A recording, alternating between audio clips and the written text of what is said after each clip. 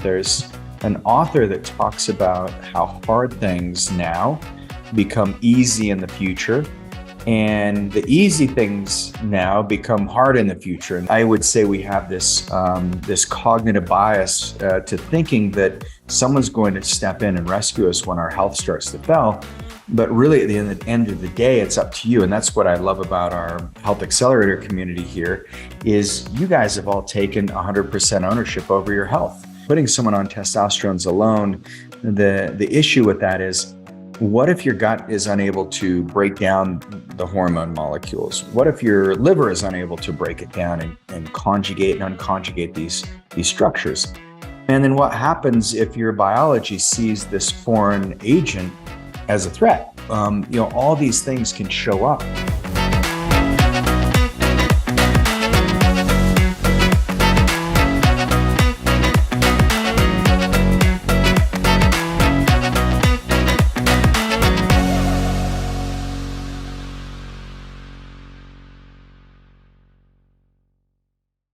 All right, everybody. Hey, it's Regan Archibald here, and welcome to your Health Accelerator Challenge.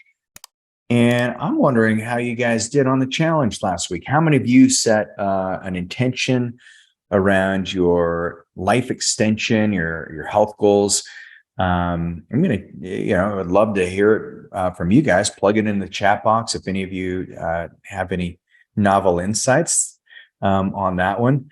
I can tell you that that there's so many things that you need in life, but without your health, it's all gone. And so what we're gonna cover today is we're gonna jump into, we've talked about 9 hallmarks of aging, and we're gonna talk a little bit more about hormonal optimization and how you can really maximize your body's overall health and everything you do when your hormones are optimized. I'll share with you some of the right ways to do it and wrong ways. I see more and more people coming to our programs who are on hormones, and some of you are doing it, and it's great. I love it. But there's many times where we want to modify some things. And so as we talk about this today, if you have questions, I want to hear your questions. And I've been getting this, over and over again, is what can I do? The hormones aren't working anymore, and what's going on. And so we're going to talk about all that today. And I don't know why my camera goes blurry in and out, but let's jump in. So the first thing we're going to talk about is a book that I love. It's called The Slight Edge. And if you guys have read this book, it is, let me stop share there. Sorry about that. The book, The Slight Edge, there's an author that talks about how hard things now become easy in the future, and the easy things now become hard in the future. And so how many of you have had to make big lifestyle changes in your health, and you realize that, man, it was super hard when it happened? And then when you made the shift, and about, maybe for some of you, it may have just been a few days. In others, it may have been a few weeks. But in the book, The Slight Edge, what he has is, those things that are easy. Those are simple disciplines that you do consistently over time.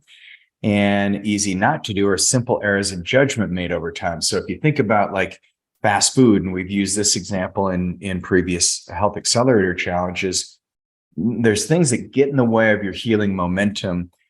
And then you go into this mode of blame, neglect, entitlement. You can just feel either like, I've had people, I was with a husband and wife today, and the wife was like, well, this looks really hard. We've got trips coming up, and I don't know that we're going to want to, not drink alcohol on the trips and eat desserts and things like that. And I say, yeah, that's no problem. I mean, it's a lot easier to, to push this off and to push off doing something really good for your health right now. But I can tell you, it's going to be harder when you get back to do the things that you need to do. And I just see this over and over again. If you don't put your health as a number one priority and just realize, like, is it really that important? Some of these lifestyle choices that we're faced with all the time, and if we if we create some better, kind of, perspective around it, sometimes it's actually like, I'm just being ridiculous. Like, I love dessert and I'll be the first to admit it. I absolutely do. But when I realize what it does to my body and how damaging it will be to my future health, it's just not worth it anymore. And when I try to justify it, like, oh, well, you exercised extra today, or whatever it might be, you had a hard day, or all those stories we tell ourselves, that's just all we're doing is prolonging the suffering. And eventually we're going to have to confront it and say, all right, maybe these things don't need to come with me in the future. So it's a relationship that you just need to learn how to sever. And I look at everything in health as relationships. So, you have relationships with your exercise, you have relationships with your food, you have relationships with your body. And I was able to speak. We hosted a longevity mastermind with Justin Donald's Lifestyle Investor Group. And so we had about 30 very successful entrepreneurs, big in the investment world, and there were some were physicians. We had some lawyers in the group, and we were talking about capitalism. And I use the body as an analogy, where your body is it's the one thing that you own. And think about what we do when we own something. It becomes your property, and we take care of our property. And and I was explaining that whose knees are those anyways, and whose heart is that, whose cardiovascular system, and whose job is it to really take care of your health at the end of the day.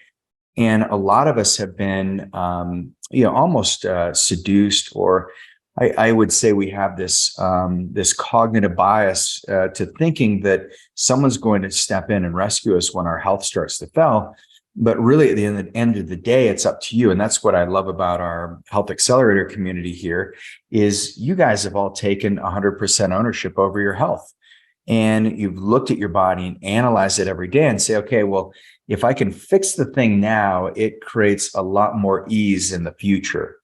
And I go back and I look at the things that I've done in my life that I'm really happy, and I'm grateful that I made those choices earlier in my life, because now I'm experiencing the benefit. And I know each one of you, if you go back and you say, what are those things that you just decided, like maybe 10 years ago, you decided, I'm going to exercise every day. And how many of you are experiencing the benefit of that choice? And it was hard when you started doing it. But now, I know for me, if I don't exercise, I'm like thinking about it, it creates more stress for me than if I do. And so I just wake up and get my exercise done. And that is because the choice was already made. And so I put myself in scenarios where I can exercise every day, no matter what. And that's great. Even if I'm traveling and I have to wake up early, I'm like, well, I'm going to wake up 30 minutes earlier and I'm going to get a workout in. No big deal. So you just learn how to make these choices. I'm grateful for that. I look at my daughter. She graduates from high school this week. Actually, tomorrow. I can't believe it. Seems like she was just born. And I know you guys have had that same experience. But I'm really grateful that I didn't get, my daughter she's got what's called Nevus sebaceous syndrome. And so Nevus sebaceous syndrome, there's some cognitive delays in development. And, sometimes she can come off as almost like with autistic characteristics. And I remember, telling the doctors early on, I'm like, no, I do not want my daughter to have that diagnosis, because she's got, it's Nevus sebaceous syndrome. There's sebaceous glands that have, in her development in the womb, that impacted her brain, and that's it. And she's actually graduating high school. In many cases, she took honors classes, and she's done really, really well. And I'm so proud of her. But it's a decision I'm so grateful that I made, 18 years ago. I guess it was a little after that. It was when she was about 6 or 7. So glad I made the decision not to just pigeonhole her down a certain pathway, because it would have been medications. It would have been, she wouldn't have had the capability of being out on her own. Now she's driving all over. I'm not saying she's the best driver by any means, and she's got a lot of development to do, but she's done incredibly well. I'm so proud of my daughter. And so Once again, it was a decision that was hard at the time, and it was a lot of discomfort getting her to this stage. But now it's like, man, I feel so grateful because I know her life, she's on the right trajectory. So that's what we're going to be talking a little bit about today. But as we dive into hormones, I'm going to using this analogy. You're probably wondering, well, I took you guys on the scenic route, and there is a moral to this story, but it goes into hormones because a lot of times it's easier to get on hormones up front and just think the problem is solved. And the real problem is not solved. And by the way, many times it does solve the problem by getting on hormones, but there's other pathways that need to be looked at that are often neglected. So if you look at testosterone deficiency in men specifically, one thing that starts to happen as we age is our ideal testosterone shows up by about the age of 20. And most of us are just jammed. We're doing great. Even if you're like me and you grew up in, around chemicals, you grew up on a farm, our testosterone does pretty well. But by the age of 30, we have about a 10% drop. And then by the age of 40, there's another 10% drop.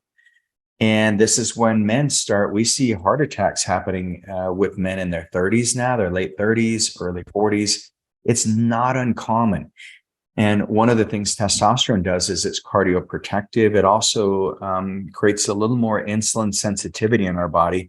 But by the age of 50, our testosterone's dropped almost 50%. And this is where the effects really start to show up. And it's not uncommon for me. I would say 80% of the men that we test their testosterone, it's below optimal levels. And if you remember optimal ranges, we want your testosterone to be between 700 and 900. And so it's pretty easy. There's testosterone clinics everywhere, or, it's go in and you get your blood drawn, and typically they'll just look at your total testosterone. They don't look at luteinizing hormone. They don't look at follicular stimulating hormone. They're not looking at free testosterone. And they're certainly not doing a gut test. And then the danger is you get put on testosterone and you're like, cool, problem solved. That was easy. Nothing else needs to be done on my side. It's just a biological thing. And yes, biology does tend to drive our testosterone down, but it doesn't have to be that way. The harder thing is actually looking at what mechanism is triggering the low testosterone. And so in men and females, it's no different, because females, your testosterone starts to drop as well. And actually, the older that you get, we want to see your testosterone levels come higher and higher, because your adrenal glands can only do so much. And when you have high testosterone, it's great for the brain, great for the cardiovascular system, but it also helps you put on muscle mass, which is your biggest organ. And so, but looking at that, just putting someone on testosterones alone, the issue with that is, what if your gut is unable to break down the hormone molecules? What if your liver is unable to break it down and conjugate and unconjugate these structures? And then what happens if your biology sees this foreign agent as a threat? All these things can show up when it comes to our testosterone. And then our body just starts utilizing it efficiently. And that's the real danger. And so one of the things that we're very keen on is we want to make sure that we've got all the filtration systems activated. And this is where many of you see in your programs, we put you on the detoxification program called CellCore.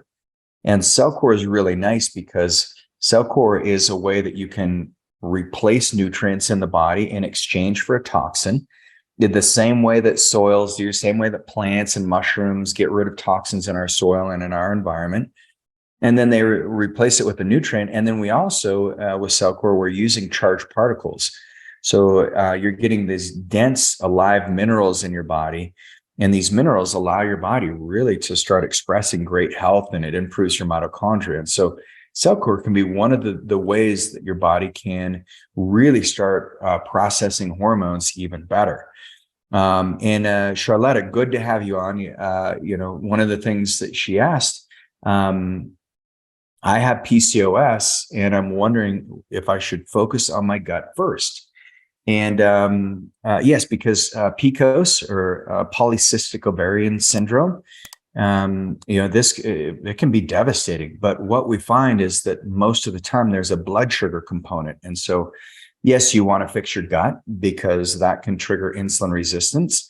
And I would, you want to start with the gut, but you also want to fix your insulin levels. And so, common treatment for it is metformin. I think that's good temporarily just to kind of put a Band-Aid over things. But some of the peptides that we'll get into might be even more beneficial. But yes, before you jump into any kind of hormone replacement therapy, I would definitely get on the detox program. So in our Accelerate Wellness protocol, we take you through 7 months, and that's where we start everybody who comes into the program, unless you've done a ton of work up front, but everyone who comes in, we take you through this 3-phase program. And phase 1 is what we call the reset phase. And this reset is really important. And I look forward to, we look forward to meeting with you on Friday as well. It won't be me, but it will be one of my team members. I'll be with my daughter's graduation, but I'm really glad you're getting a consult with us. It will help a lot. But that first 60 days when we're resetting, this is when we're getting your body primed so that you can start feeling better again. And we notice the majority, over 80% of people who start the program with us, they notice that they just start to get that little boost of energy. They just feel like they're sleeping better, like they have more mental clarity. This is really important. And a lot of that is due to the people who come in who are on hormone replacement therapy. A lot of it's due to now we have peptides that we're working on, because if you're using testosterone or estrogen or progesterone, then you want to make sure that you're working on growth hormone as well. That's the primary hormone that governs, it's what we call the master hormone that governs all the hormones downstream. And so if you're not using like either sarcotropin or CJC1295 or testosterone, you're going to have diminishing returns on your hormones.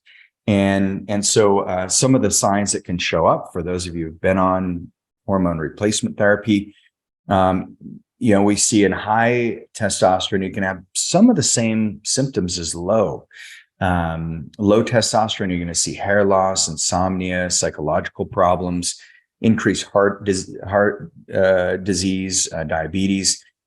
This is where, now that we have the carotid artery scan in the office, if you have not done the carotid artery scan, you do definitely want to get that looked at, because it can show the amount of plaque that's been built up in your arteries. It will show if there's any constraints.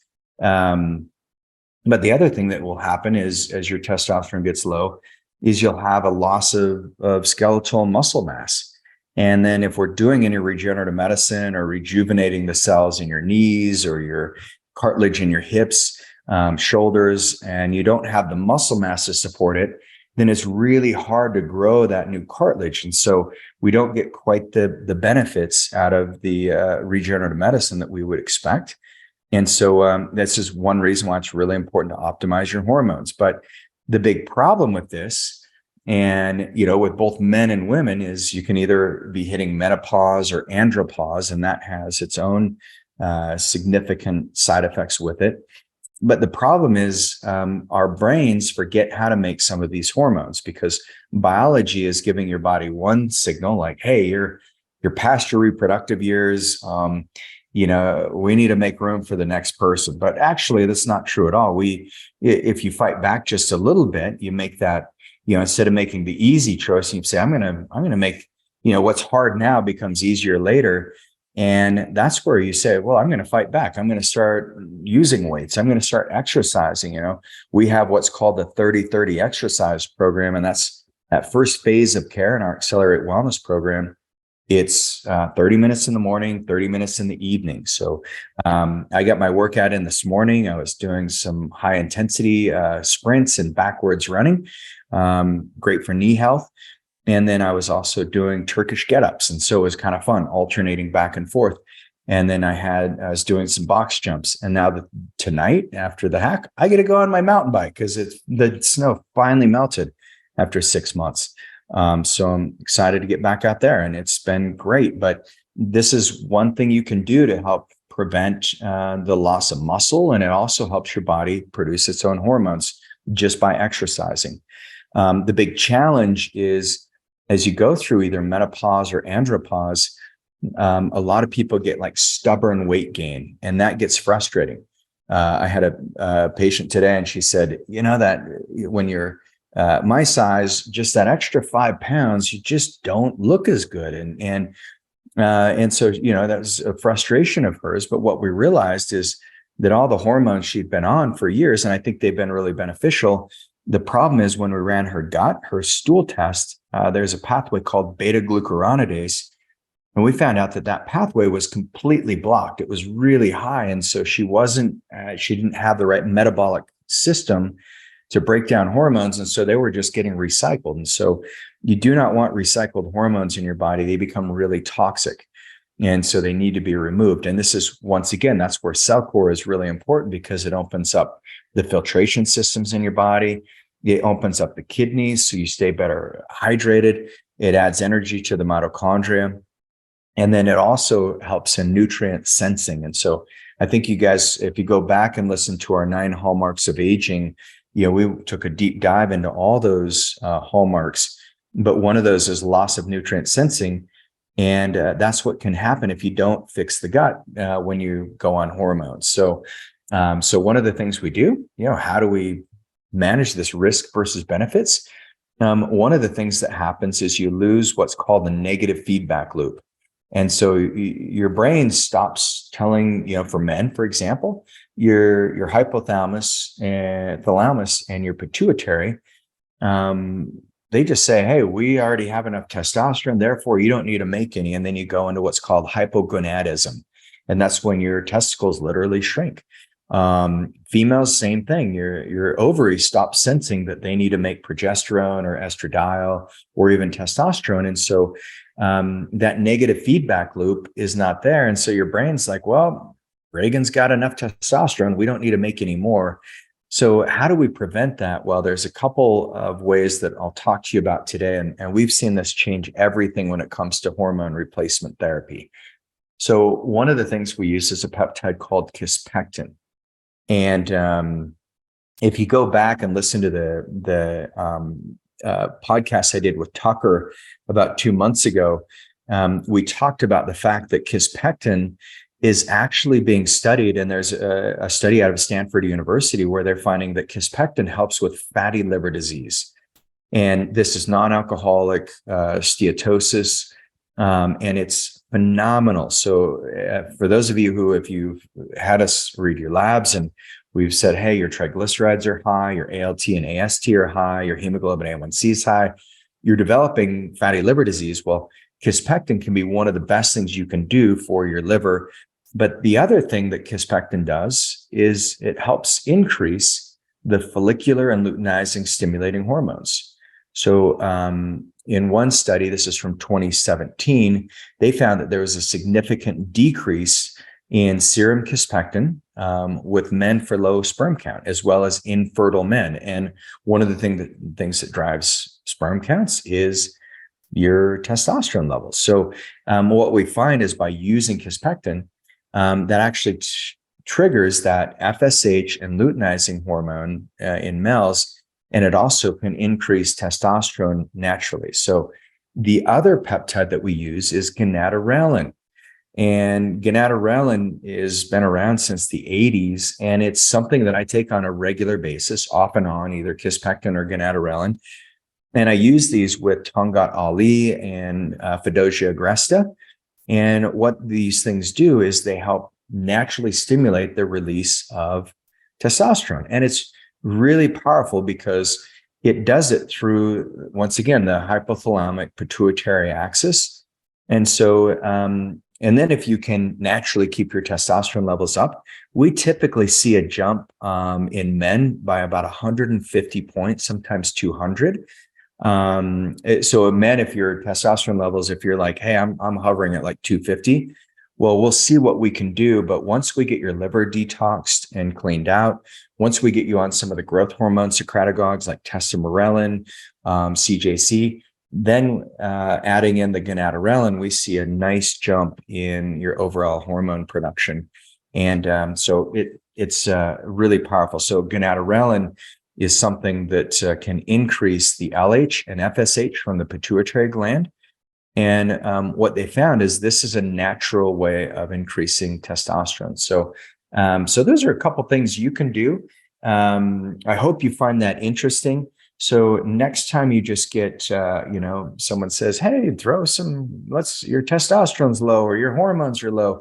Let's get you on hormone replacement. Well, reach out to someone who, looks at things holistically, because in medicine, I think one of the easiest traps to fall into is being very mechanistic. And you say, okay, this pathway is low, therefore, let's just give the person what they need without seeing why is it low in the first place. And that's one of the beauties of looking at your body holistically, taking a functional medicine approach, and then opening up the right peptide pathways. That's where when you fix something, you can fix it for good. So, and I appreciate everyone's comments, appreciate your questions that come in. Really love having you guys in our community.